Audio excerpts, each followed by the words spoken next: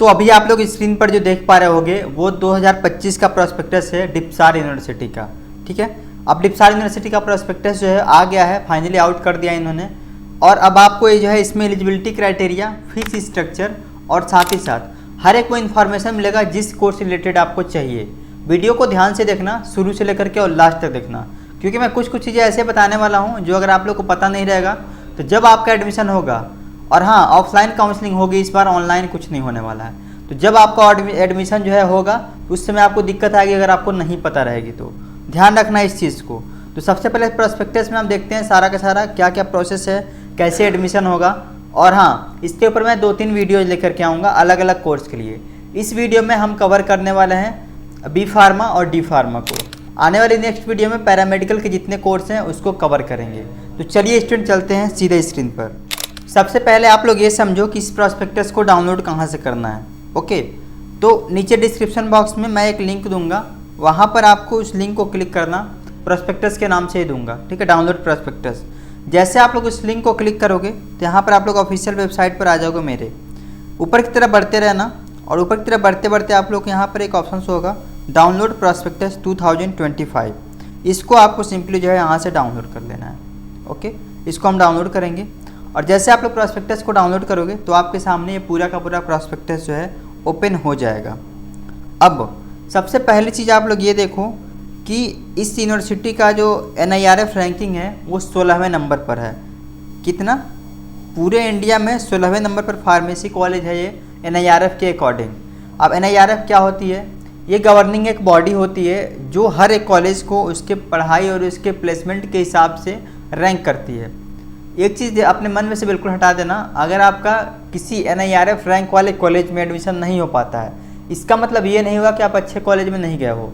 अच्छे कॉलेज सारे होते हैं, लेकिन कुछ क्राइटेरिया जो है वो NIRF रैंक देता है, और जो NIRF रैंक मिलती है कुछ इंस्टीट्यूशन को ही, जिसमें जामिया हमदर्द पहले नंबर पर आता है और 16वें नंबर पर आता है यहाँ पर DIPSAR अपना यूनिवर्सिटी। ठीक है, जहाँ से मैंने अपनी जो है पढ़ाई कंप्लीट करी है और करंटली जो मैं जॉब कर रहा हूँ। देखो नेक्स्ट से भी इसका ए जो है एक्रेडिटेशन मिला हुआ है, तो ठीक है, ओवरऑल अच्छी यूनिवर्सिटी है। ऊपर की तरफ हम बढ़ते हैं। सबसे पहले आप लोग देखो यहाँ पर कुछ वाइस चांसलर के मैसेजेस दिए हुए हैं। ओके, और यहाँ पर और ऊपर की तरफ बढ़ोगे आप लोग तो कोर्स कब कौन सा आया उसके बारे में इन्होंने पूरा पूरा एक रोड मैप बना रखा है।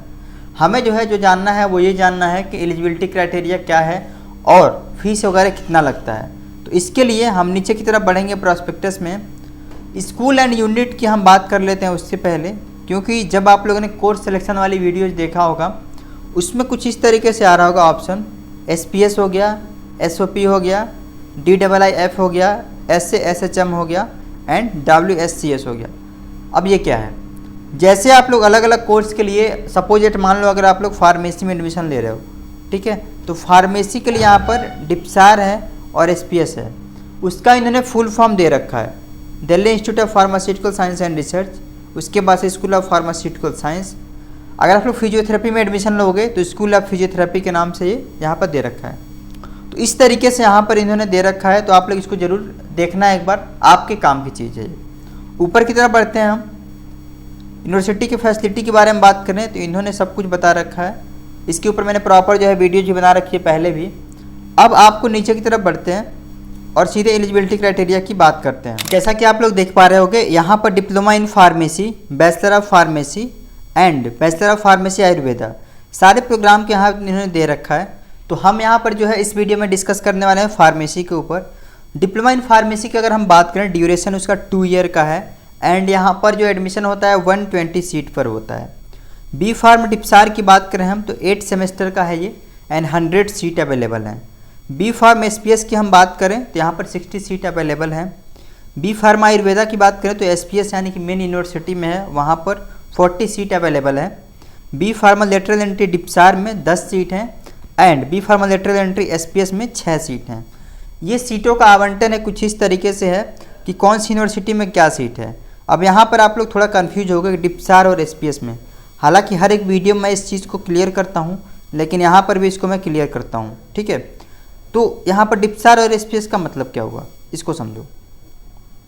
देखिए, आपको पता है DPSRU डिप्सरू का जो फुल फॉर्म है Delhi pharmaceutical science and research university. Okay, इसके अंडर में जो है डिप्सार आता है। इसका फुल फॉर्म है Delhi institute of pharmaceutical science and research. जो मेन यूनिवर्सिटी हमारी वो डिप्सरू है और इसके अंदर एक कॉलेज आता है जो डिप्सार है। डिप्सरू को ही हम एसपीएस के नाम से जानते हैं, school of pharmaceutical science. Okay, तो अगर आपका एसपीएस में एडमिशन मिलता है मतलब आपका डिप्सरू का कैंपस मिला है, अगर आपका डिप्सार में मिलता है तो मतलब आपका डिप्सार में कैंपस मिला हुआ है। कैंपस जो को अलग अलग नहीं है, एक ही में कैंपस है, 2 बिल्डिंग है, एक डिप्सार का है और एक एसपीएस का है। लाइब्रेरी सेम है उसकी, ठीक है। अगर आपको दोनों को लाइब्रेरी यूज करना है तो दोनों का लाइब्रेरी सेम एक ही जगह है डिप्सार में, वहीं पे एसपीएस के भी आएंगे, वहीं पर डिप्सार के भी आएंगे। एंड अगर आपको ये लगता है कि भाई पढ़ाई वगैरह का क्या सीन है, पढ़ाई दोनों में इक्वल है, कोई दिक्कत वाली बात नहीं है, जिसमें चाहो आप लोग उसमें एडमिशन ले सकते हो, फीस भी दोनों का सेम ही है।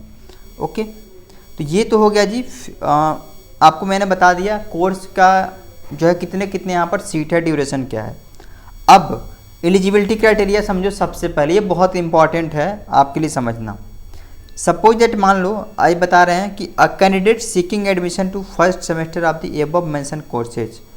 ऊपर जो कोर्सेज मेंशन हुए हैं, अगर आप लोग उसमें फर्स्ट सेमेस्टर में एडमिशन लेना चाहते हो, past senior secondary school examination central board secondary education new Delhi, या तो किसी भी अगर आप लोग बोर्ड से पास हो और आपके पास सब्जेक्ट कॉम्बिनेशन में अगर फिजिक्स केमिस्ट्री मैथमेटिक्स या तो बायोलॉजी है तो आप लोग यहाँ पर एडमिशन ले सकते हो।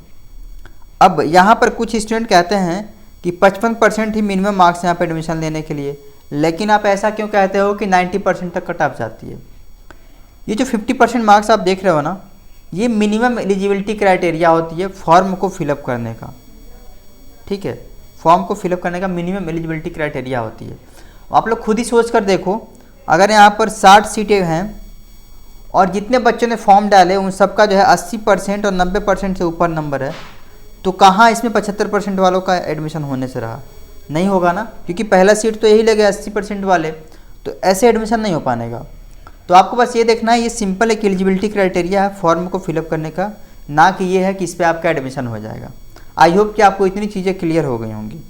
ओके, और में आप लोग देख पा रहे होंगे यहाँ पे इन्होंने बता रखा है, अगर आप लोग NIOS से पढ़े हुए हो, any other equivalent qualification including National Institute of Open Schooling approved by the Pharmacy Council of India equivalent to above. इसका मतलब ये हुआ अगर आप लोग जो है अपने यहाँ पे NIOS से पढ़े हुए हो और आपका रिजल्ट आ गया है, रिजल्ट पेंडिंग नहीं होना चाहिए, क्योंकि देखो इनकी मेरिट लिस्ट ही प्रिपेयर होती है रिजल्ट से, तो अगर रिजल्ट पेंडिंग होगा तो मेरिट लिस्ट प्रिपेयर नहीं होगी। तो कहने का मतलब यह है कि NIOS से भी अगर आप लोगों ने पढ़ाई करी है अपनी, तो आप लोग यहाँ पर फॉर्म फिल कर सकते हो। ओके, ऊपर की तरफ हम और बढ़ते हैं। अब हम देखते हैं यहाँ पर बेसिस ऑफ सिलेक्शन यहाँ पे क्या दिखा रहे हैं लोग। मैंने कल वीडियो बनाया था इसके ऊपर, तो काफ़ी स्टूडेंट का डाउट था। अब यहाँ पर आपके डाउट जो है क्लियर होने वाले हैं। The merit list candidate seeking admission in D.Pharm, B.Pharm and B.Pharm Ayurveda will be prepared on the basis of the aggregate of the 3 subject. कल मैंने जो वीडियो बनाया था उसमें मैंने साफ साफ बताया था कि भाई कैसे कैलकुलेट करना है, और देखो सेम वही चीज़ यहाँ पर भी लिखा हुआ है। क्या कह रहे हैं? Basis of the aggregate of the 3% theory and practical taken together physics chemistry and biology या तो मैथमेटिक्स। इस लाइन को आप लोग ध्यान से पढ़ो। मैंने कल जो है इसके ऊपर एक वीडियो बनाया है, उसको आप लोग जरूर चेकआउट करना, तब आपको समझ में आएगा मैं कल क्यों ऐसी वीडियो बनाया था। तो यहाँ पर कहने का मतलब है आपका जो एडमिशन होगा ना वो बेस जो 3 हैं फिजिक्स केमिस्ट्री बायोलॉजी या तो फिजिक्स केमिस्ट्री और मैथमेटिक्स, इसी के बेस पर होगा, ठीक है। और यहाँ पर 12th standard only if any candidate has token. And आप लोग ये भी देखो कि यहाँ पर ये चीज़ लिखा हुआ है कि the best out of 2 will be considered for 3 subject physics chemistry and mathematics. ये वही बता रहा है, sorry physics chemistry and biology, ये वही बता रहे हैं जो मैंने आपको कल डिस्कस किया था। आपके अगर मान लो PCB और PCM दोनों हैं, यानी कि physics chemistry mathematics and biology है, तो आपके फिजिक्स और केमिस्ट्री के जो है मार्क्स देखे जाएंगे। और उसके अलावा अगर आपके मान लो फिजिक्स और केमिस्ट्री के बाद आपके बायोलॉजी में अगर मार्क्स अच्छे हैं तो बायोलॉजी का मार्क्स लिया जाएगा, अगर आपके मैथमेटिक्स से मार्क्स अच्छे हैं तो मैथमेटिक्स का लिया जाएगा। इस तरीके से आपका मेरिट लिस्ट प्रिपेयर होता है, बेसिस ऑफ सिलेक्शन में इन्होंने बता रखा है, यानी कि 12th के मेरिट के बेस पर आपका सिलेक्शन होने वाला है। Okay, and B pharma lateral entry को भी मैं कवर कर रहा हूँ इस वीडियो में। यहाँ पर देखो, a candidate seeking admission to B pharm lateral entry to second year third semester must have pass D pharma course as per the PCI norm. यानी कि अगर आप लोग एडमिशन लेना चाहते हो यहाँ पर लेटरल एंट्री में, तो आपको PCI अप्रूवल कॉलेज जो भी होते हैं, जो भी नॉर्म्स हैं PCI के, तो ऐसे कॉलेज से आपका डिप्लोमा पास होना चाहिए जो एटलीस्ट PCI के अंडर गाइडलाइंस को फॉलो करती हो। एंड यहाँ पर देखो 85% seat will be reserve for those who have passed D.Pharm from DIPSAR। Suppose that मान लो अगर मैं चूँकि DIPSAR से पास आउट हूँ, अगर मुझे B.Pharm लेटरल एंट्री में एडमिशन लेना है तो 85% सीट जो है मेरे लिए रिजर्व होती हैं, ठीक है। तो पहले एडमिशन मिलेगा DIPSAR के कैंडिडेट को, उसके बाद जो 15% रिमेनिंग सीट होती हैं उस पर अदर इंस्टीट्यूट को लिया जाता है, ठीक है। एंड यहाँ पर आप लोग देख पा रहे होगे, the merit list will be prepare on the basis of the first and second year of the D.Pharm amount. यानी कि जो मेरिट लिस्ट प्रिपेयर वो होगा फर्स्ट ईयर और सेकेंड ईयर के डिप्लोमा पे। यानी कि फर्स्ट ईयर में आपको जितने आए हैं, सेकेंड ईयर में जितने आए उसको कंबाइन करके और उसका जो है एक एग्रीगेट परसेंटेज निकाला जाएगा और उस पर आपका सिलेक्शन होगा। तो ये तो हो गया जी सिलेक्शन की बात, ओके। अब यहाँ पर जो है हम फीस के बारे में बात कर लेते हैं, ओके। फीस के बारे में आपको जानना बहुत ज़रूरी है, फीस वगैरह के बारे में भाई जान लो। ऑल राइट, यहाँ पर देखो फीस कितना है। Fees structure of the courses, सबसे पहले जो फीस है वो है यहाँ पर डिप्लोमा इन फार्मेसी की, ओके। डिप्लोमा इन फार्मेसी की फ़ीस देखो आप लोग कितनी लगती है। तो डिप्लोमा इन फार्मेसी की जो फर्स्ट ईयर की फ़ीस है वो लगती है आपकी 36,000। क्या 36,000? 36,000 रुपये लगते हैं आपके डिप्लोमा इन फार्मेसी के फर्स्ट ईयर की फ़ीस। एंड सेकेंड ईयर में आपके लगते हैं 31,000। कितने लगते हैं जी? तो 31,000। अब आप कहोगे कि ये कहाँ लिखा हुआ है, कोई बात नहीं, मैं बताता हूँ आपको कहाँ लिखा हुआ है। देखो ये D.Pharm है, ओके। यहाँ से आपके ये जो परसेंट जो आप लोग देख पा रहे हो ना, 1,000 रुपये, 10,000 रुपये, 5,000, 1,000, 5,000, 4,000, ये सारे के सारे फीस जो है सेकेंड ईयर में चली जाती हैं, ओके। मतलब सेकेंड ईयर में भी लगती हैं। एक फ़ीस सिर्फ रह जाती है वो जो आप लोग डिपॉजिट देते हो 5,000 रुपये का। ये डिपॉजिट आप लोग वो देते हो हर कोर्स के लिए जो कि आपका रिफंडेबल होता है। कहने का मतलब ये हुआ जो फर्स्ट ईयर में आप लोग 36,000 दोगे ना, उसमें भी आपका 5,000 रुपये जो है रिफंडेबल होता है। जब आप लोग अपनी फार्मेसी की डिग्री कंप्लीट करके निकलोगे, डिग्री या डिप्लोमा जो भी है, चाहे किसी भी कोर्स को कंप्लीट करके निकलोगे, तो आपके 5,000 रुपये आपके अकाउंट में आ जाएंगे। तो इन शॉर्ट अगर कहने का मतलब मैं आपको बताऊं कि 31,000 रुपये आपके फर्स्ट ईयर में लेंगे और 31,000 रुपये आपके सेकेंड ईयर में लेंगे।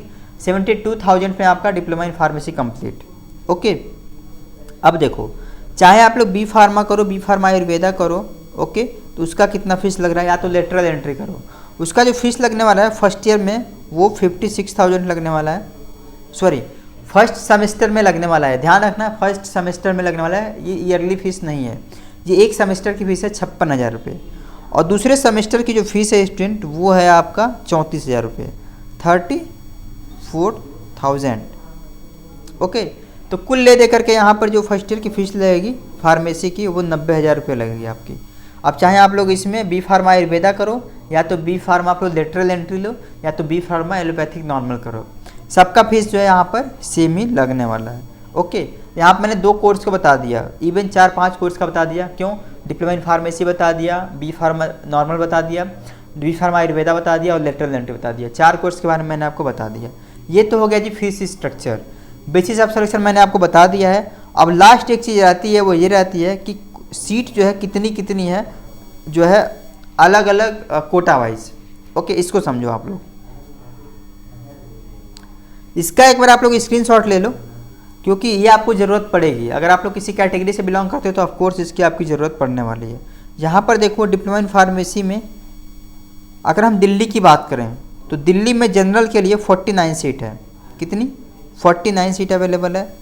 SC के लिए 15 सीट है, ST के लिए 7 सीट है और OBC NCL के लिए 26 सीट है। अगर हम बात करें EWS के लिए तो 10 सीट हैं। एंड अगर हम नॉन दिल्ली की बात करें तो जनरल के लिए 13 सीट है, SC के लिए 3 सीट है, ST के लिए 1 सीट है और EWS के लिए 2 सीट है और डिफेंस के लिए कंबाइंड 6 सीट है। इसका मतलब क्या हुआ? इसका मतलब ये हुआ कि दिल्ली से अगर आपने अपनी पढ़ाई कंप्लीट करी है तो आप लोग आओगे दिल्ली वाले कैंडिडेट में, अगर आपने दिल्ली के बाहर कहीं से पढ़ाई कंप्लीट की रही है तो आप लोग आओगे नॉन दिल्ली वाले में। तो नॉन दिल्ली के स्टूडेंट का जो सीट है कुछ इस तरीके से है डिविडेशन। और बी फार्मा की अगर हम बात करें तो बी फार्मा में ये है, ठीक है, इसको आप लोग देख लो, स्क्रीनशॉट ले लो। और नॉन दिल्ली के लिए 11, 3, 1 और 1। देखो नॉन दिल्ली के लिए ना थोड़ा कम ही चांस रहता है यार कि एडमिशन मिल पाएगा या नहीं मिल पाएगा। ओके, तो सीट आप लोगों ने देख लिया। अब यहाँ पर एक चीज़ मैं आपको जो है बता देता हूँ कि एडमिशन के लिए कट ऑफ कितना जाता है, इसको समझ लो। कट ऑफ कितना जाता है, कट ऑफ जानना आपको बहुत ज़रूरी है। देखो अगर आप लोग दिल्ली से हो चाहे नॉन दिल्ली से हो, अगर आपको बी फार्मा में एडमिशन लेना ही लेना है तो डैम श्योर करना आप लोग कि आपके जो परसेंटेज है वो 90 to 98% के बीच में हो, ठीक है, तभी आपका एडमिशन यहाँ से होने का रहा, अदरवाइज नहीं हो पाएगा, बहुत मुश्किल होती है। अगर आप लोग बी फार्मा आयुर्वेदा में लेना चाहते हो, ठीक है, तो बी फार्मा आयुर्वेदा में अगर आपको एडमिशन लेना है तो आपके लिए यहाँ पर जो एग्रीगेट परसेंटेज होने चाहिए वो अगर आपका 75 to 95% के बीच में, तब भी आपका एडमिशन ईजिली हो जाएगा। ओके, आराम से हो जाएगा, कोई दिक्कत वाली बात नहीं आएगी। अब अगर आप लोग लेटरल एंट्री में एडमिशन लेना चाहते हो बी फार्मा लेटरल एंट्री में, तो यहाँ पर आपका जो एडमिशन होगा डिप्लोमा के बेस पे होगा और डिप्लोमा में आपके 80% से ऊपर होने चाहिए, तब भी यहाँ पर आपका एडमिशन मिलने से रहा, वरना यहाँ पर मुश्किल होता है एडमिशन मिलना। ओके, एंड एक चीज़ मैं आपको और बता दूँ, अगर आप लोग किसी कैटेगरी से बिलोंग करते हो तो स्पेशल कैटेगरी के लिए देखो मुझे पता नहीं है जो है जनरली कितना जाता है कट ऑफ। वैसे तो देखो कभी कभी कम भी चला जाता है, कभी कभी बहुत हाई चला जाता है। तो अगर किसी कैटेगरी से बिलोंग करते हो तो मैं आपको एक रिकमेंडेशन दूंगा, आप लोग फॉर्म को ज़रूर फिलअप करो। और फॉर्म को फिलअप करने के बाद आपका एडमिशन होगा या नहीं का होगा वो चीज़ तभी डिसाइड हो पाएगी जितने बच्चे ने फॉर्म डाला है और उसमें से कितनी कैटेगरी वाइज है और कितनी नहीं है। तो फॉर्म को फिलअप कर लो यार अगर आपको किसी कैटेगरी से बिलोंग करते हो तो। ओके, अब 65% होंगे और आप लोग बी फार्मा चाहिए चाहे किसी भी कैटेगरी से वो नहीं मिल पाएगा यहाँ पे। ओके, ये चीज़ मैं आपको क्लियरली बता दे रहा हूँ, ये नहीं कि भाई 55% और 65% है आपके और आप लोग कैटेगरी लगा दो कोई सी भी तो चल जाएगी, नहीं हो पाएगा क्योंकि नहीं हो पाता है इसने पे एडमिशन यहाँ पे। तो यही सब इन्फॉर्मेशन था, अगर कुछ इन्फॉर्मेशन यहाँ मिस हुआ हो तो आप लोग बताना कमेंट में, मैं उसके ऊपर प्रॉपर अगली वीडियो बनाऊँगा। ओके, एंड यहाँ तक वीडियो देखे हो तो वीडियो को जो है लाइक कर दो एक, और चैनल को सब्सक्राइब जरूर कर लो। तो चलो मिलेंगे नेक्स्ट वीडियो में नए कंटेंट के साथ।